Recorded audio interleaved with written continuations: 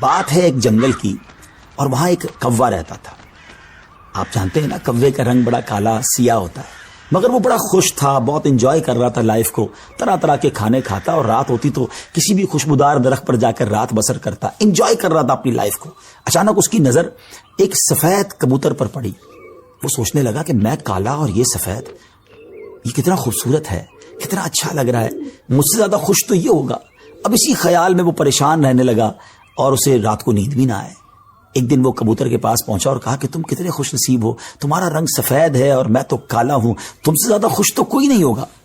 کبوتر نے کہا پہلے میں بھی یہی سمجھتا تھا، لیکن جب میں نے طوطے کو دیکھا تو میں حیران ہو گیا کہ طوطے کے تو دو رنگ ہیں، میرے پاس تو ایک ہی رنگ تھا. تو طوطا زیادہ خوش نصیب ہے، وہ زیادہ خوش ہے، وہ زیادہ لائف کو انجوائے کر رہا ہے. اب کوا کبوتر کو چھوڑ کر طوطے کے پاس پہنچ گیا. کہا طوطے تم تو زیادہ انجوائے کرتے ہوگے، کتنے خوش ہوگے کہ تمہارے پاس تو دو رنگ ہیں جسم پر، تمہاری باڈی بہت خوبصورت لگتی ہوگی. تو طوطا کہتا ہے کہ پہلے تو میں لائف کو بڑا انجوائے کرتا تھا کہ واقعی میں بڑا رنگ برنگی ہوں، مگر جب میں نے مور کو دیکھا نا تو مور تو کئی سارے رنگ لیے ہوئے ہے، اتنا خوبصورت ہے کہ اس کو دیکھ کر مجھے لگا کہ میں تو کچھ بھی نہیں ہوں. اب کوا اڑتے اڑتے پہنچ گیا مور کے پاس. مور چڑیا گھر کے ایک پنجرے میں موجود تھا. پہلے تو وہ انتظار کرتا رہا کیونکہ بہت سارے لوگ مور کو دیکھنے آئے تھے. جب سارے لوگ دیکھ کر چلے گئے تو کوا مور کے پاس گیا کہ اے مور، ذرا یہ تو بتاؤ تم کتنے خوش ہو، کتنے رنگ ہیں تمہارے پاس، تم کتنے خوبصورت ہو.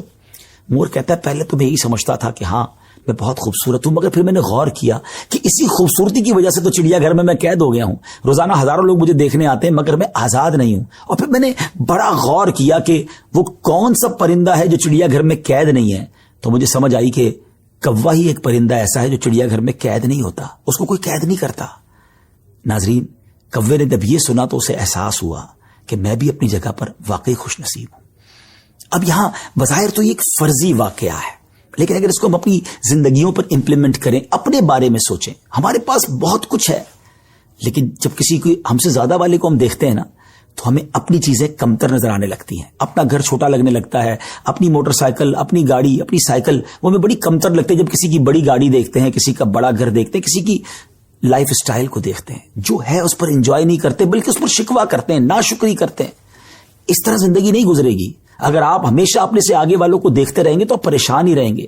اگر آپ نے موازنہ کرنا ہی ہے، کمپیریزن کرنا ہی ہے، تو اپنے سے کمتر لوگوں کو دیکھیں نا.